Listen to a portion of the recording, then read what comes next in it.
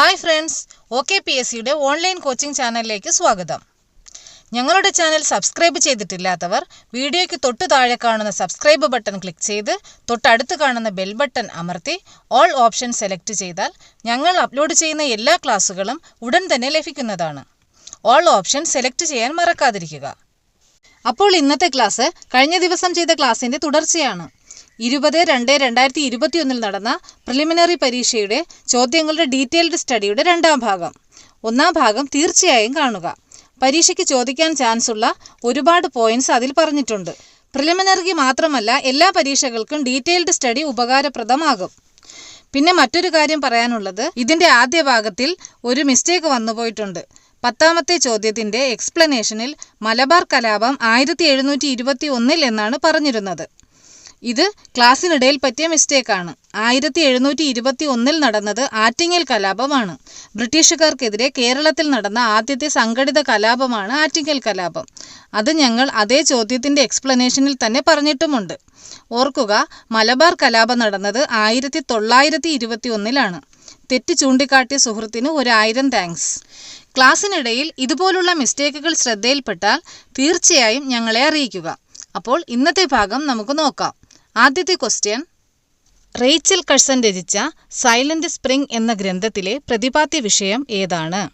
Options: DDT, ozone നാശനം, ആഗോളതാപനം, ഹരിതഗൃഹ പ്രഭാവം. അപ്പോൾ ആൻസർ DDT ആണ്. എല്ലാവർക്കും അറിയാം, DDT എന്ന് പറയുന്നത് ഒരു കീടനാശിനിയാണ്. അപ്പോൾ ഈ DDT പോലുള്ള കീടനാശിനികൾ നമ്മുടെ പരിസ്ഥിതിക്കുണ്ടാക്കുന്ന ദോഷങ്ങളെക്കുറിച്ച് പ്രതിപാദിക്കുന്ന റേച്ചൽ കഴ്സൻ്റെ കൃതിയാണ് ഏത്? സൈലന്റ് സ്പ്രിംഗ് അഥവാ നിശബ്ദ വസന്തം. അപ്പോൾ അതിൽ പ്രതിപാദിക്കുന്നത് എന്ത് തന്നെയാണ്? ഈ കീടനാശിനി നമ്മുടെ പരിസ്ഥിതിക്കുണ്ടാക്കുന്ന ദോഷഫലങ്ങളാണ്. അപ്പോൾ DDT എന്ന് പറഞ്ഞാൽ DDT ഉൾപ്പെടുന്ന വിഭാഗം ഏതാണെന്ന് ചോദിച്ചാൽ ഓർഗാനോ ക്ലോറൈഡ് വിഭാഗത്തിലാണ് DDT ഉൾപ്പെടുന്നത്. ഇതാണ്, ഓർഗാനോ ക്ലോറൈഡ് വിഭാഗത്തിലാണ് DDT ഉൾപ്പെടുന്നത്. DDT കണ്ടുപിടിച്ചത് ആരെന്ന് ചോദിച്ചാൽ ഓസ്ട്രിയൻ കെമിസ്റ്റായ ഓത്മാർ സീഡ്ലറാണ്. ഓത്മാർ സീഡ്ലർ. അപ്പോൾ DDT എന്ന് വെച്ചാൽ ഒരു കീടനാശിനിയാണ്. ഓർഗാനോ ക്ലോറൈഡ് വിഭാഗത്തിലാണ് വരുന്നത്. കണ്ടുപിടിച്ച ഓസ്ട്രിയൻ കെമിസ്റ്റ് ആരെന്ന് ചോദിച്ചാൽ ഓത്മാർ സീഡ്ലറാണ്. അപ്പോൾ ഇതിൻ്റെ കെമിക്കൽ ഫോർമുല എന്തെന്ന് ചോദിച്ചാൽ dichlorodiphenyltrichloroethane. Previous ആണ്.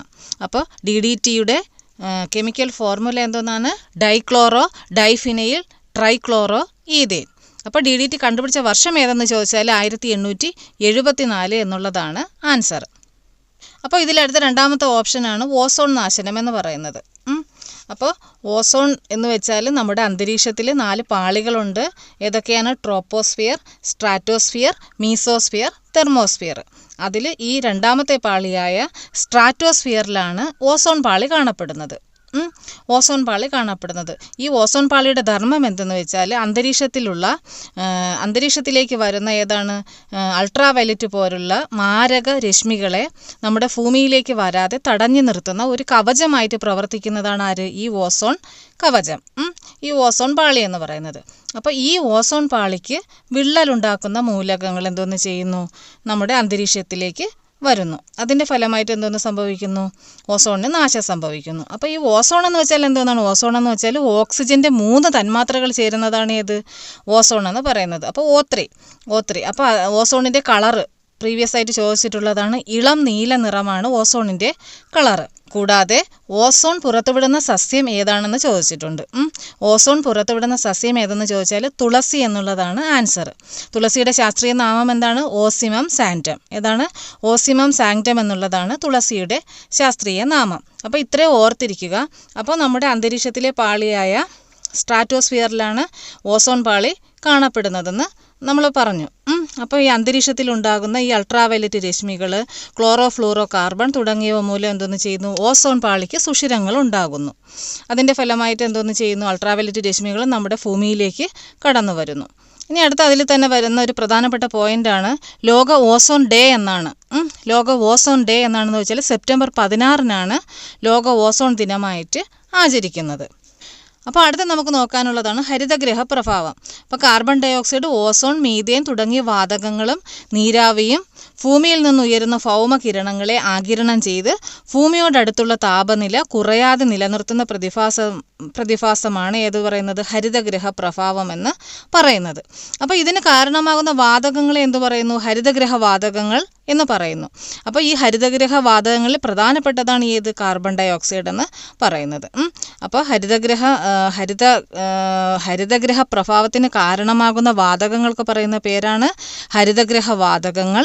ഹരിതഗൃഹ വാതകങ്ങളിൽ പ്രധാനം ഏതാണ്, കാർബൺ ഡൈ ഓക്സൈഡ് ആണ്.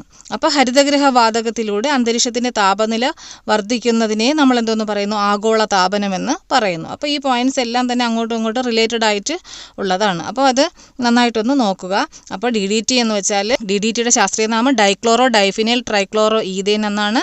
1874 ഓത്മാർ സീഡ്ലറാണ്, ഓസ്ട്രിയൻ കെമിസ്റ്റാണ് കണ്ടുപിടിച്ചത്. ഇത് ഓർഗാനോ ക്ലോറൈഡാണ്. അപ്പോൾ ലോക ഓസോൺ ദിനം എന്നാണ് സെപ്റ്റംബർ 16 എന്നുള്ളതാണ് ആൻസർ. അപ്പോൾ ഇത്രയും പോയിന്റ്സ് ഓർത്തിരിക്കുക. നമ്മുടെ ഇവിടുത്തെ ക്വസ്റ്റ്യൻ റേച്ചൽ കഴ്സൺ രചിച്ച സൈലന്റ് സ്പ്രിംഗ് എന്ന ഗ്രന്ഥത്തിൻ്റെ പ്രതിപാദ്യം ഏതാണ് എന്നുള്ളതാണ്. ആൻസർ DDT ആണ്. ഇനി അടുത്ത നെക്സ്റ്റ് ക്വസ്റ്റ്യൻ ആണ്, ഒരു മൂലകത്തിൻ്റെ രാസപ്രവർത്തനത്തിൽ നിർണായക പങ്ക് വഹിക്കുന്ന അറ്റോമിക കണികകൾ ഏവ? അപ്പോൾ അതിൻ്റെ options electron, proton, neutron, positron. അപ്പോൾ ഇതിൻ്റെ ആൻസർ എന്ന് പറയുന്നത് ഇലക്ട്രോൺ ആണ് ആൻസർ. അപ്പോൾ രാസപരമായി ഒരു പദാർത്ഥത്തിൻ്റെ എല്ലാ ഗുണങ്ങളുമുള്ള ഏറ്റവും ചെറിയ കണികയ്ക്ക് പറയുന്ന പേരാണ് ആറ്റം.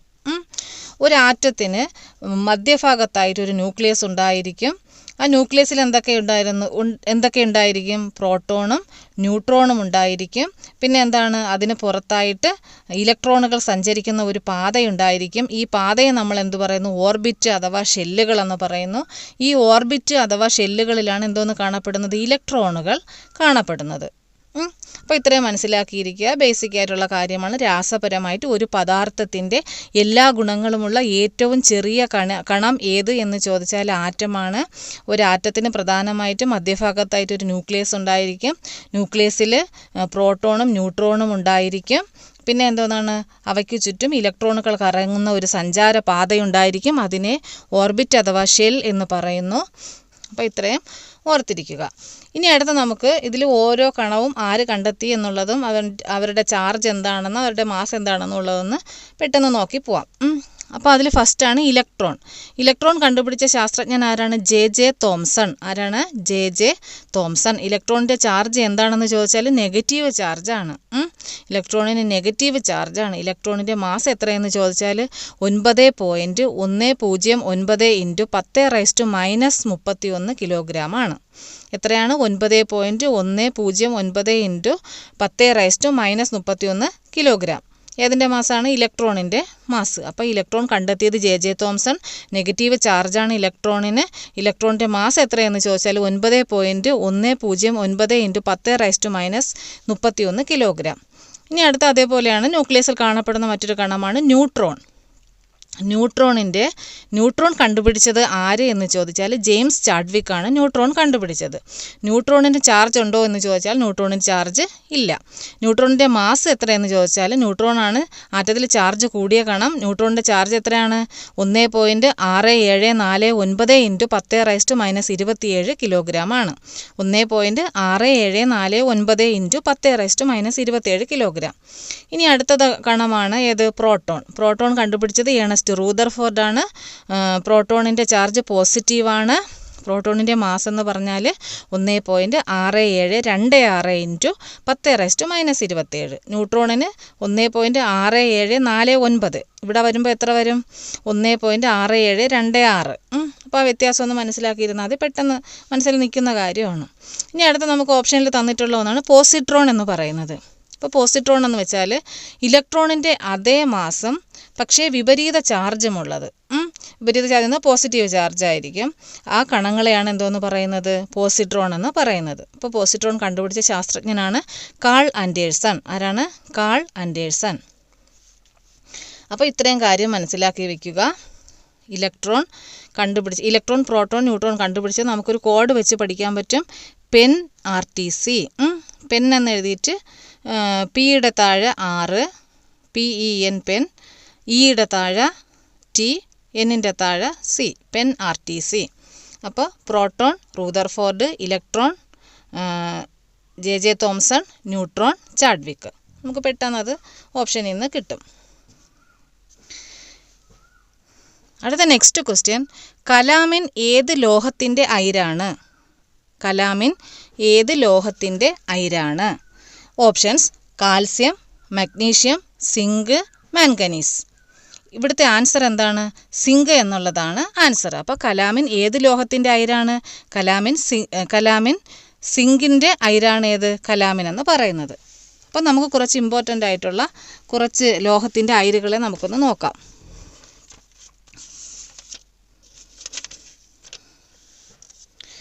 അപ്പോൾ അയിരുകളെന്ന് വെച്ചാൽ എന്താണ്? പ്രകൃതിദത്തമായതും ഖനനം ചെയ്തെടുക്കുന്നതുമായ മൂലകങ്ങളോ അവയുടെ സംയുക്തങ്ങളോ ആണ് നമ്മൾ എന്തോന്ന് പറയുന്നത്? ധാതുക്കൾ അഥവാ മിനറൽസ് എന്ന് പറയുന്നത്. അപ്പോൾ എളുപ്പത്തിലും വേഗത്തിലും ലാഭകരമായും ഒരു ലോഹം വേർതിരിച്ചെടുക്കാനായിട്ട് കഴിയുന്ന ധാതുക്കളെയാണ് നമ്മൾ എന്തോന്ന് പറയുന്നത്? അയിരുകൾ അഥവാ ഓർ എന്ന് പറയുന്നത്. അപ്പോൾ ഇത്രയും മനസ്സിലാക്കിയിരിക്കുക. ധാതുക്കളെന്ന് വെച്ചാൽ പ്രകൃതിദത്തമായതും ഖനനം ചെയ്തെടുക്കാവുന്നതുമായ മൂലകങ്ങളോ അവയുടെ സംയുക്തങ്ങളോ ആണ് ധാതുക്കൾ. പിന്നെ അടുത്ത അയിരുകളെന്ന് വെച്ചാൽ എന്താണ്? എളുപ്പത്തിലും വേഗത്തിലും ലാഭകരമായും ഒരു ലോഹം വേർതിരിച്ചെടുക്കാനായിട്ട് കഴിയുന്ന ധാതുക്കളാണ് എന്തോന്ന് പറയുന്നത്? അയിരുകളെന്ന് പറയുന്നത്. അപ്പോൾ നമുക്കിവിടെ ഓപ്ഷനിൽ തന്നിട്ടുള്ളത് ഏതൊക്കെയാണ്? Calcium, magnesium, zinc, manganese. ആദ്യമേ അതിൻ്റെ അയിരുകൾ ഏതാണെന്ന് നോക്കാം. കാൽസ്യത്തിൻ്റെ പ്രധാനപ്പെട്ട അയിരുകളാണ് ഡോളമൈറ്റ്, ചുണ്ണാമ്പുകല്ല്. ഡോളമൈറ്റ്, ചുണ്ണാമ്പുകല്ല്, ജിപ്സം.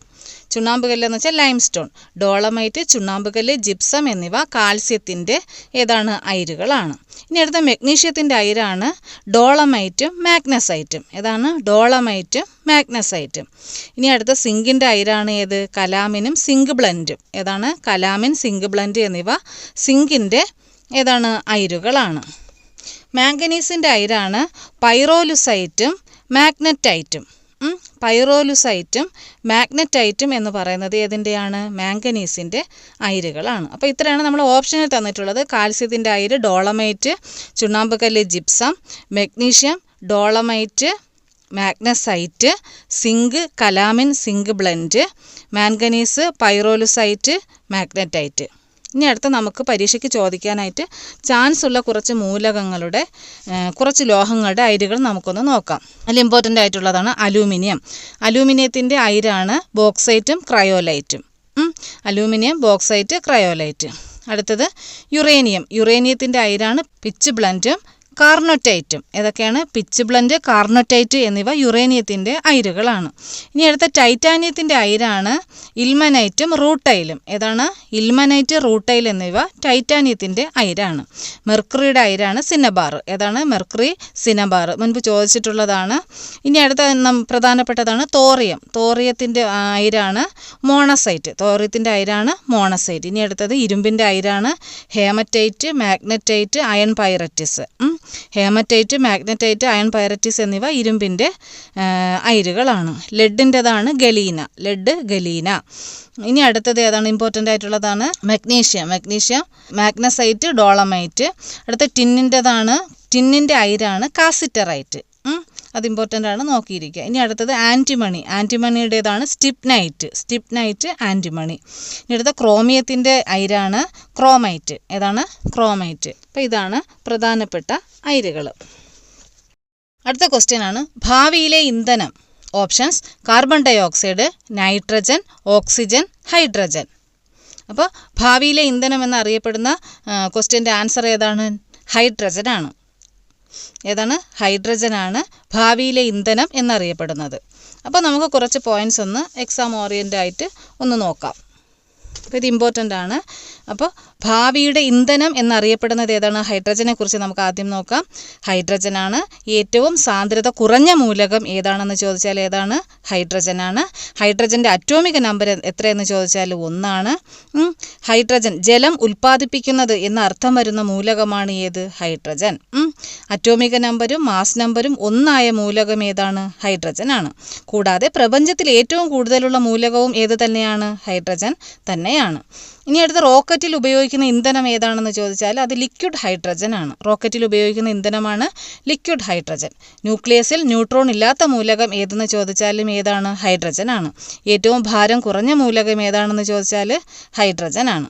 അപ്പോൾ ഹൈഡ്രജൻ്റെ പോയിൻറ്റ്സ് ഓർത്തിരിക്കുക. എന്തൊക്കെയാണ് നമ്മളിപ്പോൾ പറഞ്ഞ? ഭാവിയുടെ ഇന്ധനം എന്നറിയപ്പെടുന്നു. ഏറ്റവും സാന്ദ്രത കുറഞ്ഞ മൂലകമാണ്. ഹൈഡ്രജൻ്റെ അറ്റോമിക നമ്പർ 1 ജലം ഉൽപ്പാദിപ്പിക്കുന്നത് എന്ന അർത്ഥം വരുന്ന മൂലകമാണ് ഹൈഡ്രജൻ. അറ്റോമിക നമ്പരും മാസ് നമ്പരും 1 മൂലകമാണ്. പ്രപഞ്ചത്തിൽ ഏറ്റവും കൂടുതലുള്ള മൂലകമാണ് ഹൈഡ്രജൻ.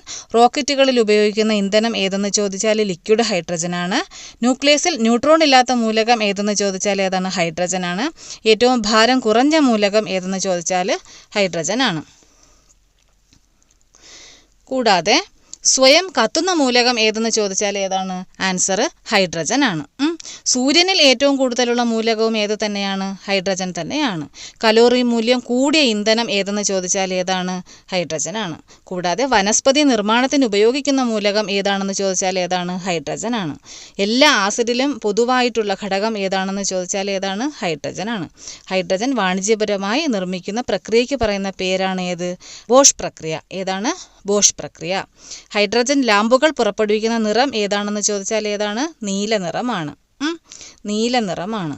അപ്പോൾ സ്വയം കത്തുന്ന മൂലകം ഏതാണ്? ഹൈഡ്രജനാണ്. സൂര്യനിൽ ഏറ്റവും കൂടുതലുള്ള മൂലകം ഏതാണ്? ഹൈഡ്രജനാണ്.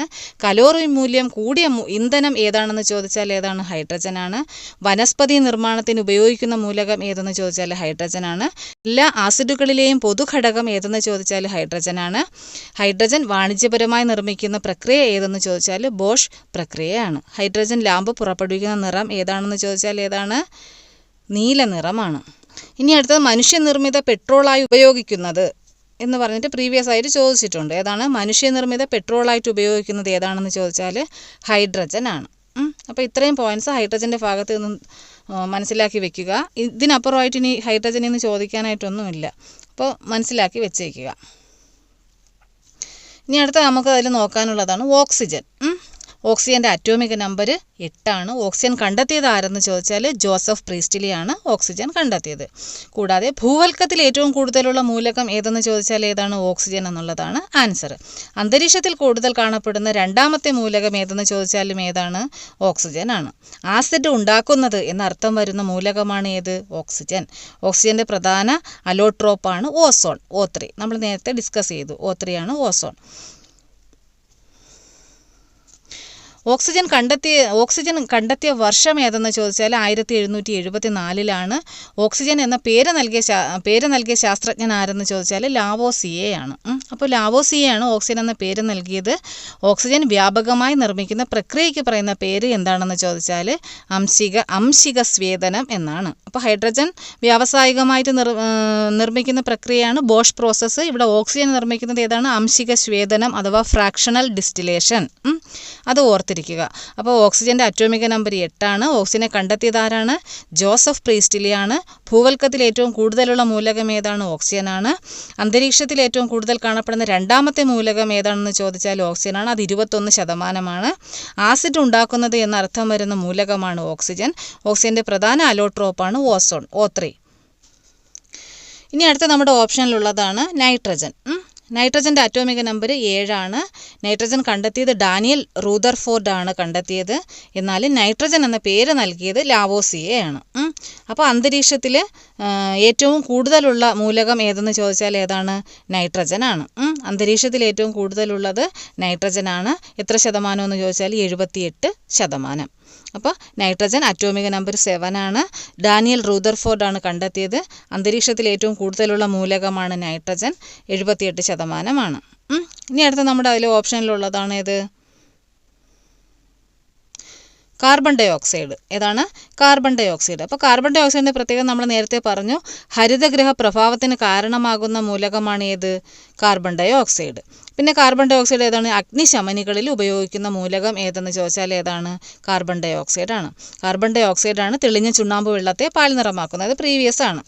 തെളിഞ്ഞ ചുണ്ണാമ്പ് വെള്ളത്തെ പാൽനിറമാക്കുന്നത് ഏതാണെന്ന് ചോദിച്ചാൽ തെളിഞ്ഞ ചുണ്ണാമ്പ് വെള്ളത്തെ പാൽനിറമാക്കുന്നത് കാർബൺ ഡൈ ഓക്സൈഡ് ആണ്. അപ്പോൾ ഇത്രയും ഈ ക്വസ്റ്റ്യനുമായിട്ട് റിലേറ്റഡ് ആയിട്ട് ഓർത്തിരിക്കുക. ഇനി അടുത്ത നെക്സ്റ്റ് ക്വസ്റ്റ്യൻ ആണ്, ബാത്തിങ് സോപ്പ് നിർമ്മാണത്തിന് ഉപയോഗിക്കുന്ന പൊട്ടാസ്യം സംയുക്തം. Options: potassium chloride, potassium sulphate, potassium hydroxide, potassium bromite. അപ്പോൾ ആൻസർ എന്താണ്?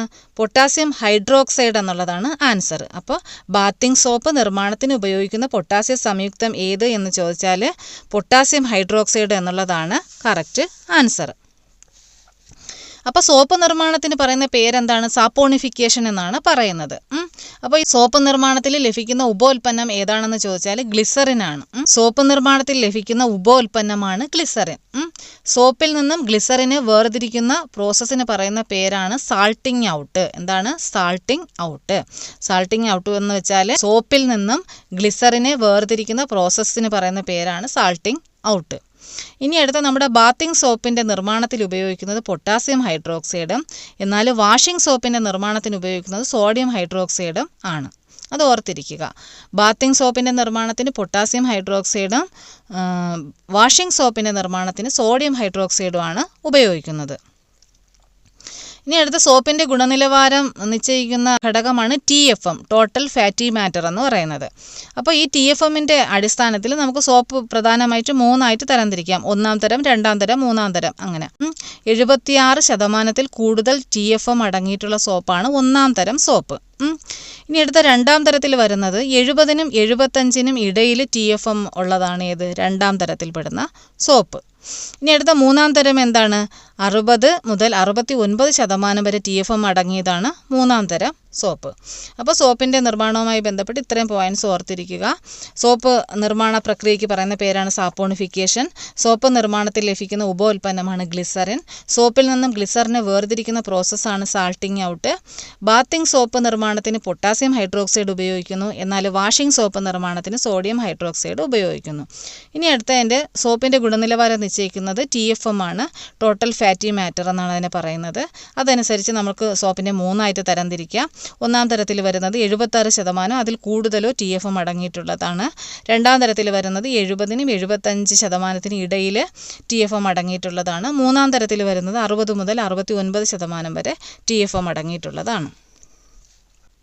അടുത്ത ക്വസ്റ്റ്യൻ: ലെസൈൻസ് പരീക്ഷണത്തിലൂടെ തിരിച്ചറിയുന്നതിന് സാധിക്കാത്ത മൂലകം ഏത്? Options: nitrogen, chlorine, oxygen, sulphur. Answer oxygen എന്നുള്ളതാണ്. അപ്പോൾ ഓക്സിജനാണ് ലെസൈൻസ് പരീക്ഷണത്തിലൂടെ തിരിച്ചറിയുന്നതിന് സാധിക്കാത്ത മൂലകം.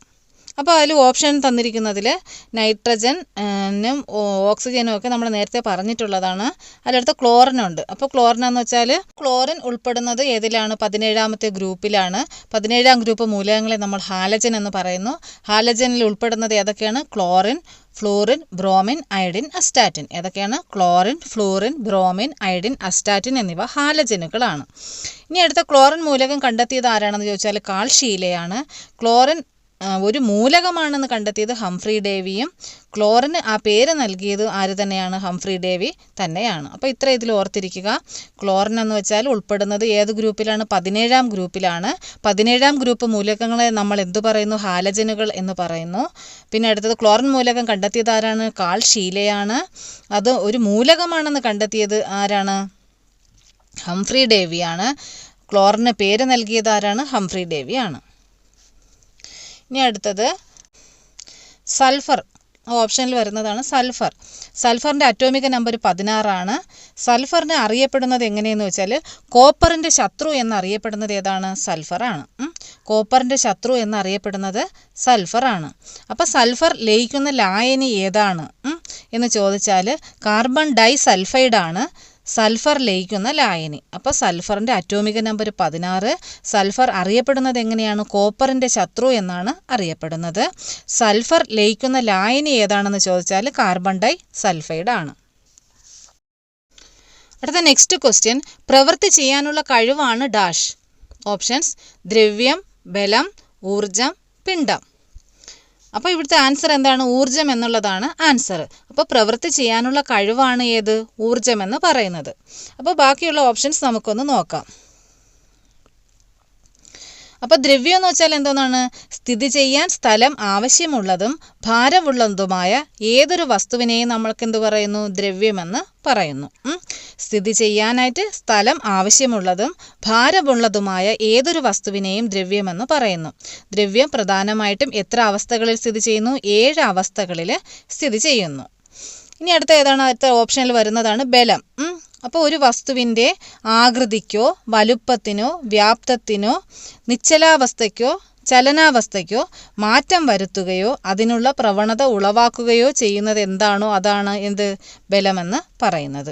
അപ്പോൾ ഒരു വസ്തുവിൻ്റെ ആകൃതിക്കോ വലുപ്പത്തിനോ വ്യാപ്തത്തിനോ നിശ്ചലാവസ്ഥയ്ക്കോ ചലനാവസ്ഥയ്ക്കോ മാറ്റം വരുത്തുകയോ അതിനുള്ള പ്രവണത ഉളവാക്കുകയോ ചെയ്യുന്നതാണ് എന്ത്? ബലമെന്ന് പറയുന്നത്.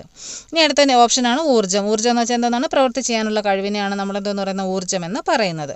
ഇനി അടുത്ത ഓപ്ഷനിലുള്ളതാണ് പിണ്ഡം. പിണ്ഡം എന്ന് വെച്ചാൽ എന്താണ്? ഒരു വസ്തുവിൽ അടങ്ങിയിരിക്കുന്ന ദ്രവ്യത്തിൻ്റെ അളവിനെ നമ്മൾ എന്ത് പറയുന്നു? പിണ്ഡമെന്ന് പറയുന്നു. അപ്പോൾ പിണ്ഡത്തിൻ്റെ അടിസ്ഥാന യൂണിറ്റാണ് കിലോഗ്രാം. അപ്പോൾ ഇത്രയും പോയിന്റ്സ് ഓർത്ത് വയ്ക്കുക. ദ്രവ്യം എന്ന് വെച്ചാൽ സ്ഥിതി ചെയ്യാൻ സ്ഥലം ആവശ്യമുള്ളതും ഭാരമുള്ളതുമായ ഏതൊരു വസ്തുവിനെയും നമ്മൾ ദ്രവ്യം എന്ന് പറയുന്നു. ദ്രവ്യം പ്രധാനമായിട്ടും എത്ര അവസ്ഥകളിൽ കാണപ്പെടുന്നു? 7 അവസ്ഥകളിൽ കാണപ്പെടുന്നു. ഇനി അടുത്ത ബലം എന്ന് വെച്ചാൽ എന്താണ്? ഒരു വസ്തുവിൻ്റെ ആകൃതിക്കോ വലുപ്പത്തിനോ വ്യാപ്തത്തിനോ നിശ്ചലാവസ്ഥയ്ക്കോ ചലനാവസ്ഥയ്ക്കോ മാറ്റം വരുത്തുകയോ അതിനുള്ള പ്രവണത ഉളവാക്കുകയോ ചെയ്യുന്നത് എന്താണോ അതാണ് ബലം. ഊർജ്ജം എന്ന് വെച്ചാൽ പ്രവൃത്തി ചെയ്യാനുള്ള കഴിവിനെ നമ്മൾ ഊർജ്ജം എന്ന് പറയുന്നു. പിണ്ഡം എന്ന് വെച്ചാൽ ഒരു വസ്തുവിൽ അടങ്ങിയിരിക്കുന്ന ദ്രവ്യത്തിൻ്റെ അളവാണ് പിണ്ഡം. അത് പ്രസ്താവിക്കുന്ന അടിസ്ഥാന യൂണിറ്റാണ് ഏത്? കിലോഗ്രാം എന്ന് പറയുന്നത്. ഇനി അടുത്ത നെക്സ്റ്റ് ക്വസ്റ്റ്യൻ ആണ് ചുറ്റുപാടുകളെ അപേക്ഷിച്ച് ഒരു വസ്തുവിനുണ്ടാകുന്ന സ്ഥാനമാറ്റം. ഓപ്ഷൻസ്: സ്ഥാനാന്തരം, ചലനം, സ്ഥിതികോർജ്ജം, കൊഹിഷൻ. അപ്പോൾ ആൻസർ എന്തോന്നാണ്? ചലനം എന്നുള്ളതാണ്. അപ്പോൾ ചുറ്റുപാടുകളെ അപേക്ഷിച്ച് ഒരു വസ്തുവിനുണ്ടാകുന്ന സ്ഥാനമാറ്റത്തെ നമ്മൾ എന്ത് പറയുന്നു? ചലനം എന്ന് പറയുന്നു. ചുറ്റുപാടുകളെ അപേക്ഷിച്ച് ഒരു വസ്തുവിനുണ്ടാകുന്ന സ്ഥാനമാറ്റമാണ് ചലനം.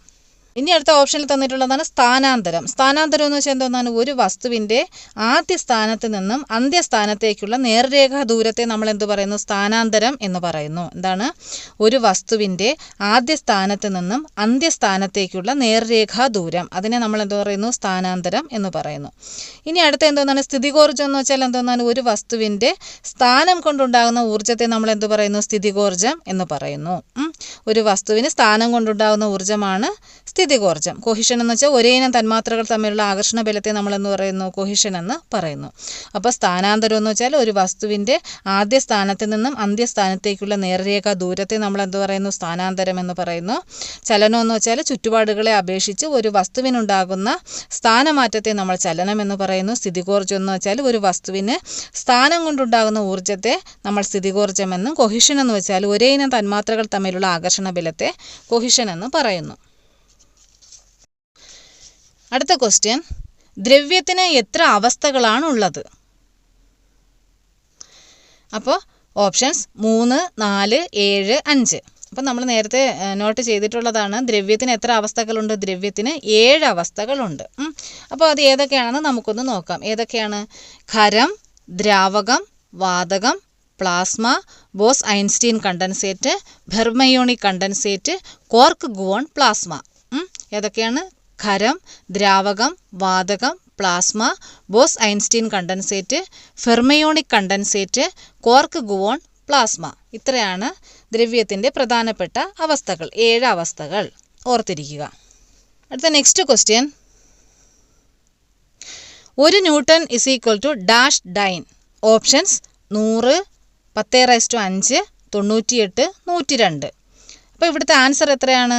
10⁵5 എന്നുള്ളതാണ് ആൻസർ. അപ്പോൾ 1 newton is equal to 10⁵5 dyne. ഇനി നമുക്ക് അതിൽ പ്രധാനപ്പെട്ട ചില അളവുകൾ നമുക്കൊന്ന് നോക്കാം. അപ്പോൾ 1 കിലോമീറ്റർ എന്ന് വെച്ചാൽ 10⁻³ മീറ്റർ. 1 സെൻറ്റിമീറ്റർ എന്ന് വെച്ചാൽ 10⁻⁻2 മീറ്റർ. 1 മില്ലിമീറ്റർ എന്ന് വെച്ചാൽ 10⁻³ മീറ്റർ. 1 മൈക്രോമീറ്റർ എന്ന് വെച്ചാൽ 10⁻⁻6 മീറ്റർ. 1 നാനോമീറ്റർ എന്ന് വെച്ചാൽ 10⁻⁻9 മീറ്റർ. ഒന്നുകൂടെ: 1 കിലോമീറ്റർ എന്ന് വെച്ചാൽ 10⁻³ മീറ്റർ. 1 സെൻറ്റിമീറ്റർ എന്ന് വെച്ചാൽ 10⁻⁻2 മീറ്റർ. 1 മില്ലിമീറ്റർ എന്ന് വെച്ചാൽ 10⁻⁻3 മീറ്റർ. 1 മൈക്രോമീറ്റർ എന്ന് വെച്ചാൽ 10⁻⁻6 മീറ്റർ. 1 നാനോമീറ്റർ എന്ന് വെച്ചാൽ 10⁻⁻9 മീറ്റർ. ഇനി അടുത്ത വേറെ കുറച്ച് പ്രധാനപ്പെട്ട അളവുകളാണ്. ഒരു ഫാത്തം എന്ന് വെച്ചാൽ 6 അടി. ഒരു ഫാത്തം എന്ന് വെച്ചാൽ 6 അടി. അടുത്ത ഒരു ഹെക്ടർ എന്ന് വെച്ചാൽ 2.47 ഏക്കർ. 2.47 ഏക്കറാണ് ഒരു ഹെക്ടർ. ഇനി അടുത്ത ഒരു മീറ്റർ എന്ന് വെച്ചാൽ 100 സെൻറ്റിമീറ്റർ. ഒരു മൈൽ എന്ന് വെച്ചാൽ 1.6 കിലോമീറ്റർ. ഒരു മീറ്റർ 100 സെൻറ്റിമീറ്റർ, ഒരു മൈല് 1.6 കിലോമീറ്റർ. ഒരു കിലോമീറ്റർ എന്ന് വെച്ചാൽ 1000 മീറ്റർ. ഒരു അടി എന്ന് വെച്ചാൽ 12 ഇഞ്ച്. ഒരു അടി എന്ന് വെച്ചാൽ 12 ഇഞ്ച്. ഇത് ഇമ്പോർട്ടൻ്റ് അളവുകളാണ്, ഫിസിക്സുമായിട്ട് ബന്ധപ്പെട്ടിട്ടുള്ളത്. അതൊന്ന് നോക്കി വെച്ചേക്കുക. നെക്സ്റ്റ് ക്വസ്റ്റ്യൻ, സൗരയൂഥത്തിൽ നിന്ന് പുറത്തായ ഗ്രഹം ഏതാണ്? ഓപ്ഷൻസ്: ബുധൻ, വ്യാഴം, നെപ്റ്റ്യൂൺ, പ്ലൂട്ടോ. ആൻസർ ഏതാണ്? പ്ലൂട്ടോ. അപ്പോൾ സൗരയൂഥത്തിൽ നിന്ന് പുറത്തായ ഗ്രഹം ഏതാണ്? പ്ലൂട്ടോയാണ് സൗരയൂഥത്തിൽ നിന്ന് പുറത്തായത്.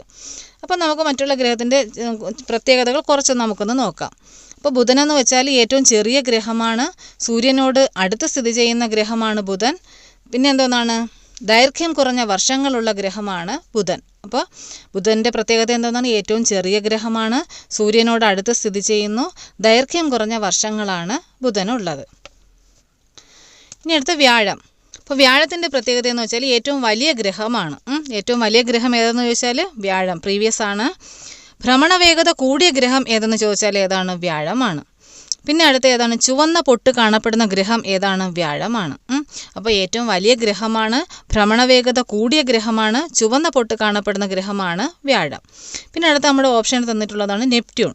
നെപ്റ്റ്യൂണിൻ്റെ പ്രത്യേകത എന്താണ്? പരിക്രമണ വേഗത കുറഞ്ഞ ഗ്രഹം ഏതാണെന്ന് ചോദിച്ചാൽ നെപ്റ്റ്യൂൺ ആണ്. പരിക്രമണ വേഗത കുറഞ്ഞ ഗ്രഹമാണ് നെപ്റ്റ്യൂൺ. ദൈർഘ്യമേറിയ വർഷങ്ങളുള്ള ഗ്രഹമാണ് നെപ്റ്റ്യൂൺ. ഏതാണ്? ദൈർഘ്യമേറിയ വർഷങ്ങളുള്ള ഗ്രഹമാണ് നെപ്റ്റ്യൂൺ. പിന്നെ അടുത്ത എന്താണ്? അതിൻ്റെ പ്രത്യേകതയാണ് വലിയ കറുത്ത പൊട്ട് കാണപ്പെടുന്ന ഗ്രഹം. നമ്മൾ മുൻപ് നേരത്തെ പറഞ്ഞായിരുന്നു, വലിയ ചുവന്ന പൊട്ട് കാണപ്പെടുന്നത് ഏതിലാണ്? വ്യാഴത്തിലാണ്. എന്നാൽ നെപ്റ്റ്യൂണിൽ കാണപ്പെടുന്ന ഏതാണ്? വലിയ കറുത്ത പൊട്ടാണ് കാണപ്പെടുന്നത്. ഇനി അടുത്ത പ്ലൂട്ടോയെ കണ്ടെത്തിയത് എന്നാണെന്ന് വെച്ചാൽ 1930 ക്ലൈഡ് ടോംബോ എന്ന് പറയുന്ന ശാസ്ത്രജ്ഞനാണ് കണ്ടെത്തിയത്. പ്ലൂട്ടോയെ കുള്ളൻ ഗ്രഹമായി പ്രഖ്യാപിച്ചത് 2006 ഓഗസ്റ്റ് 24 അപ്പോൾ ഇത്രയും ഓർത്തിരിക്കുക. പ്ലൂട്ടോയെ കണ്ടെത്തിയത് 1930 ക്ലൈഡ് ടോംബോ എന്ന് പറയുന്ന ശാസ്ത്രജ്ഞനാണ്. 2006 ഓഗസ്റ്റ് 24 പ്ലൂട്ടോയെ കുള്ളൻ ഗ്രഹമായി പ്രഖ്യാപിച്ചു. ഓക്കെ ഫ്രണ്ട്സ്, അപ്പോൾ ഇതുപോലുള്ള ഡീറ്റെയിൽഡ് സ്റ്റഡിയുമായി നമുക്കിനിയും കാണാം. ഇനിയും നമ്മുടെ ചാനൽ സബ്സ്ക്രൈബ് ചെയ്തിട്ടില്ലാത്തവർ ചാനൽ സബ്സ്ക്രൈബ് ചെയ്ത് തൊട്ടടുത്ത് കാണുന്ന ബെൽ ബട്ടൺ അമർത്തി ഓൾ ഓപ്ഷൻസ് മറക്കാതെ സെലക്ട് ചെയ്യുക.